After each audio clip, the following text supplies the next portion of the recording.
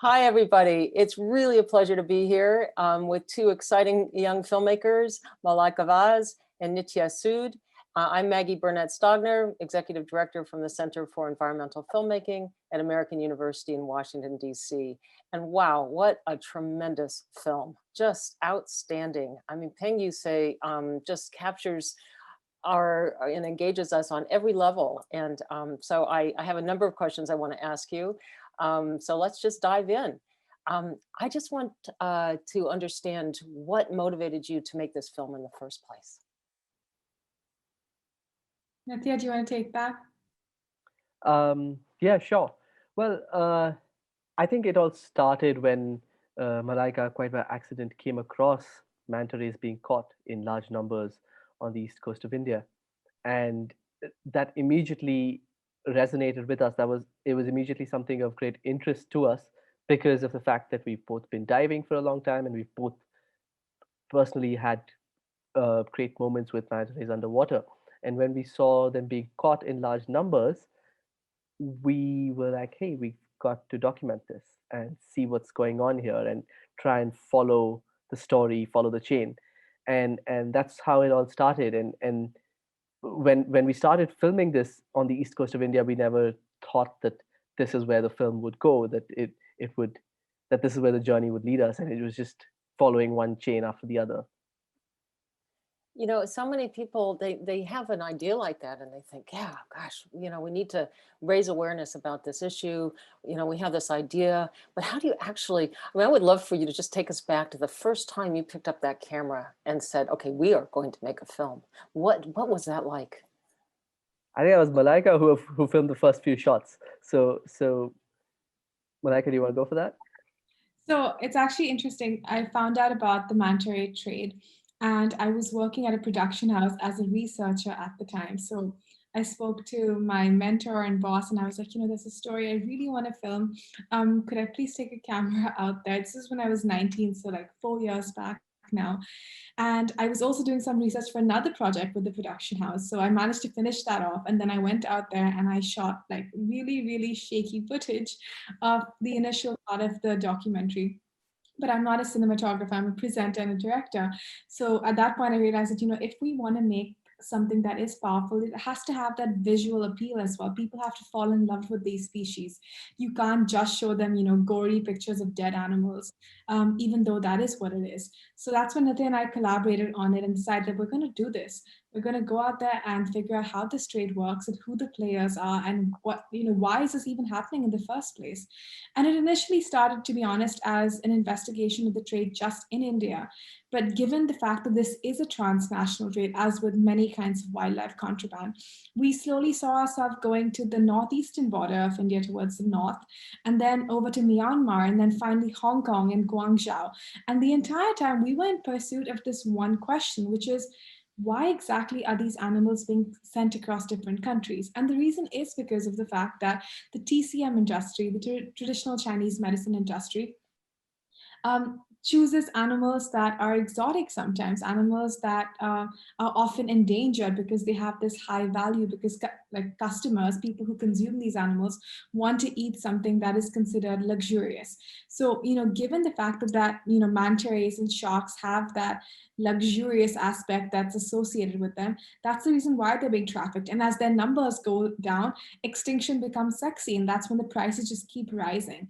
And when we realized that this is not really a cultural trade, but more of a business trade, it is about the money.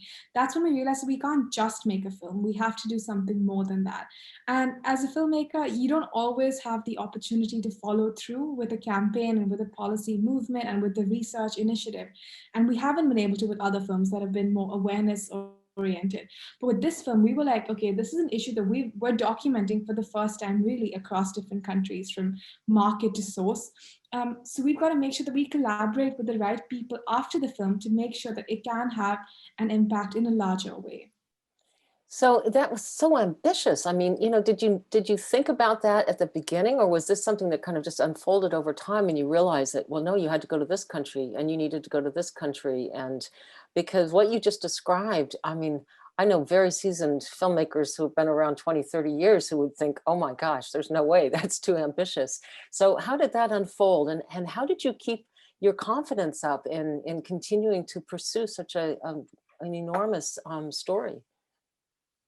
I think from the very beginning, Malaika and I spoke about this when we started filming the story, and we knew that we wanted to try and have some kind of policy impact. That was something that we had in our minds right from the beginning, and we spoke about having an impact similar to Shores of Silence, which is a film made in India that led to the protection of whale sharks, and which has been a great inspiration for the both of us throughout the course of making this film. And we said to ourselves, hey, it would be really cool if we can bring this issue, the attention of the right people to this issue, so that it can have the kind of impact that Shores of Silence had, so that possibly manta rays can be included in the Wildlife Protection Act under the protected schedules, because currently, although manta rays are protected under CITES and there are restrictions on international trade, under Indian law, there is nothing that prohibits people from catching manta rays. So that's something that we definitely had in our minds from the beginning. But from that point on, we did not know where the story would take us. We had a rough idea that, yeah, they're being caught here, they're most probably being consumed in China, in the Far East, and we wanted to follow those threads. We wanted to, from the fishermen onwards, we wanted to see who they're selling it to, who they're talking to, and then things just fell in place one after the other. We got this lead from the Burmese border that Malaika spoke about, and we went there just because it just so happened that the armed forces had, confiscated a shipment of manta ray gills, and we were able to meet the guy who was coordinating that shipment, and things just fell in place once we started pulling on the threads. Wow. Malaika, there are just times in the film where you are really putting yourself at risk and taking, into dangerous situations, and I just would like you to talk us through that and how you cope with that and how you deal with that. Yeah, I think that, throughout the investigation, we really knew that, the manta rays are what it's all about. And given the fact that the story hadn't been told before, I personally felt a much bigger responsibility to kind of push it in terms of the information that we were getting, the access that we were getting in different places in India and China, and really getting to the core of what the issue was. I mean, in the documentary at one point, someone said to us that they have 1,000 kilograms of manta ray gill plates in their storehouse. Wow. Stuff that hasn't been recorded on camera before. We managed to also get them cooking the Peng Yu Sai, because it is something that people are consuming on a daily basis. And if you don't see that in a very visceral way, you can't realize that this is a real world issue. And the fact that, you can have a beautiful charismatic animal like a manta transformed into a soup that isn't very good for human health as well. For us, that was really the driving factor that drove the investigation. And I think throughout, there were moments where we did get into a little bit of trouble. I was threatened at different points, asked to back off. And often with documentaries like this, it is a risk because it's not just in that moment of, making the film. It's also that when it goes out on television, when it's broadcasted, a lot of the traders have their faces blurred out, but I don't. And that's a decision that I have to take because it's a story that I really care about. And I potentially might not be able to go to some of the places that we filmed in. But for me, honestly, if we can create an impact with this documentary and get people to start thinking about these issues more, that will be worth it. And I think the last thing I'd say about this was that throughout the investigation and the documentary, we knew that the manta rays were what was important. But I think in the last year, given the context of coronavirus and the pandemic, we've realized that this story has a much more large-scale relevance because people across the world are talking about the wildlife trade. And this story really is about how the wildlife trade impacts not just wildlife and endangered species, but also human health. And we met people who had their health adversely affected by consuming Peng Yu Sai, which is why we chose to have the name Peng Yu Sai, because we want to take the association away from this glamorous, cool soup that you have at a party or a wedding to something that is bad for you and causes diseases and is just like toxic. And hopefully we can do that, especially when we try to get the film out in China. So that was my next question, is just where are you with the distribution? I know you're doing a lot of festivals, and congratulations. You really have been doing just a tremendous run of festivals, but what are the next steps in terms of distribution and where people can see the film? And yeah, let's just stop there because there's another question I want to ask right after that. So the film will be out on television very soon in 2021. We are working with a couple of broadcasters, and we will have it in different regions from Asia to Africa to Europe and then hopefully America. Yet we haven't actually gotten in touch with a broadcaster in America, but hopefully we'll figure it out. But the goal is to really get the story out across different regions of the world because it is a globally relevant issue right now. But then also in India, we would be working with a broadcaster who would have the ability to translate the film into multiple regional languages. And that's important to us because we want to make sure that this film is not seen only in privileged circles, but also by people on the ground, law enforcement officers, people who are in forest departments, people who can make a difference at the grassroots level, and of course, local community members, because we don't want it to be a one-sided conversation at all. So the distribution strategy is really to go big with television, but also make sure that it has that local reach and those local roots. Also, I think apart from, oh, go ahead. sorry, apart from distributing the film on television and through broadcasters, there's also things like, Malaika did this collaboration with National Geographic Education to use excerpts from the film for, I think it was for students in China. Is that right, Malaika? To educate them about. Yeah, well, it's not just in China, but basically we chose bits of the documentary and it was a bit of an explanation about why the wildlife trade is something that the next generation should say no to. And the good thing is that the little short film will be distributed all across Asia, from China, Hong Kong, Thailand, India, different other places as part of an English education program that is not directly relevant. And I think what's cool about that is the fact that you can kind of embed that in the mainstream. So it's not like direct conservation messaging, but it's just a part of the educational fabric of what a kid is learning about at school. And I think that, things like that allow kids in China and other parts of Asia and the world to see how they can be the next wave of difference, of positive change. I think that's the future, because this year there's been so much hatred towards people who are Asian, people who are Chinese because of the pandemic.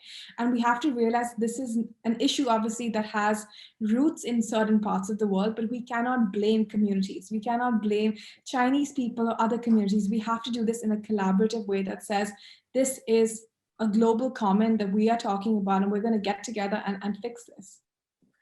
It's such an enlightened perspective, that it's about working together, working with the communities, not just pointing fingers.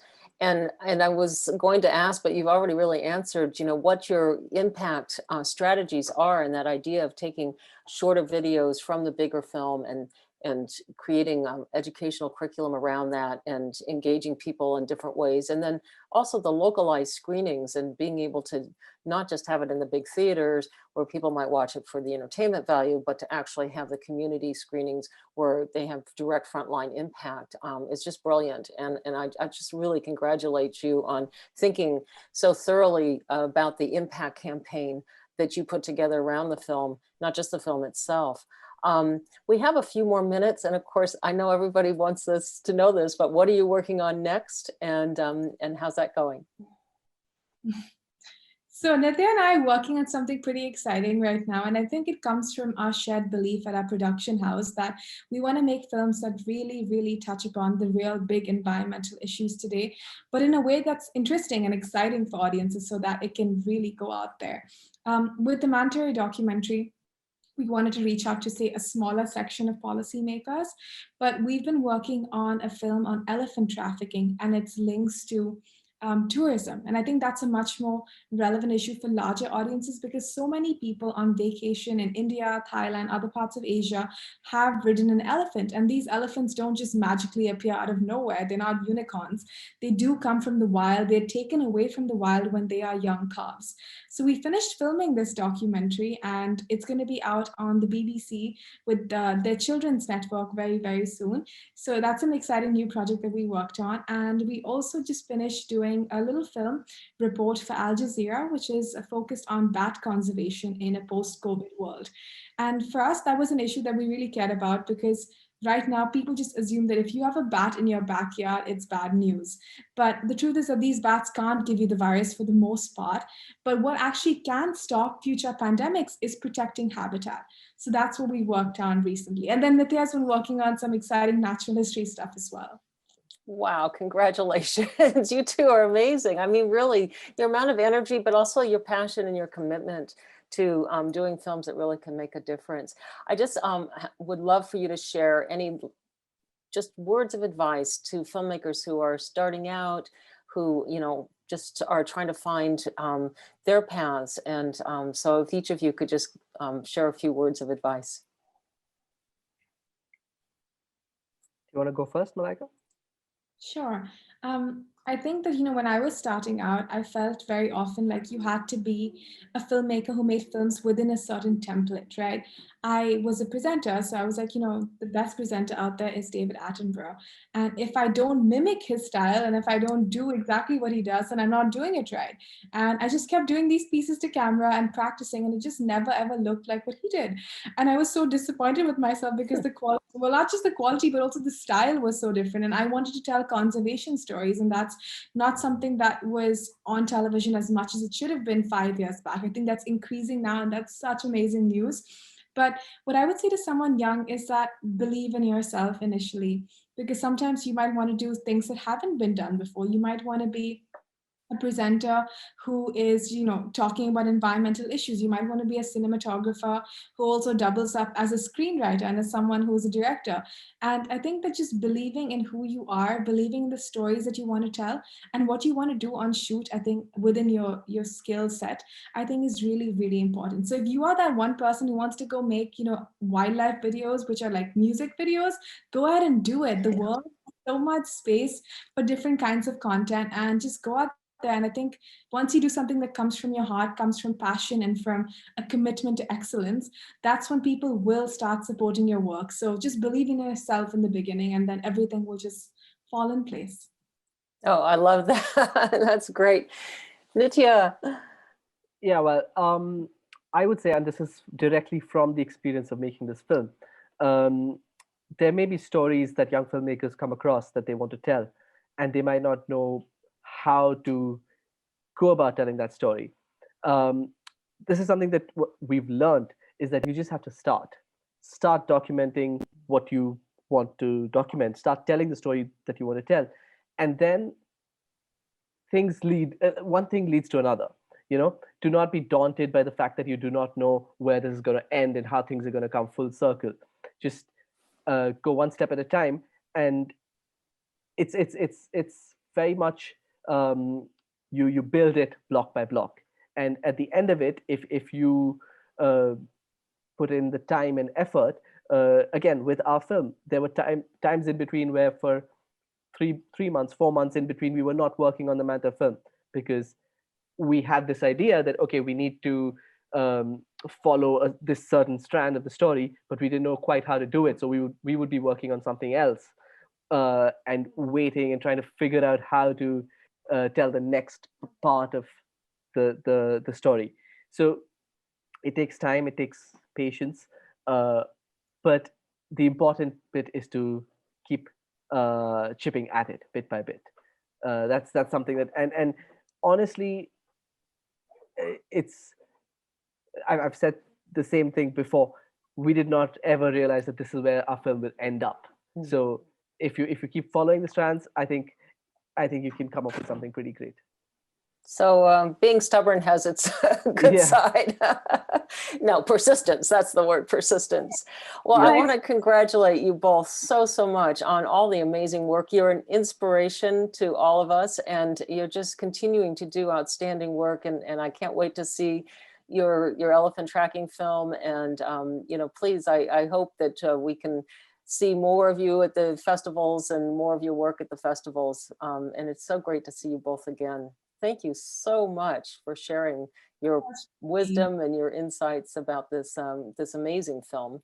And I'll thank our audience too for joining us today. And I hope everybody gets a chance to see more of the DCEFF films. There's a lot of them, and this is certainly, your film is certainly one that really shines. Thank you so much. Thanks, Thank thanks so you. much, Maggie.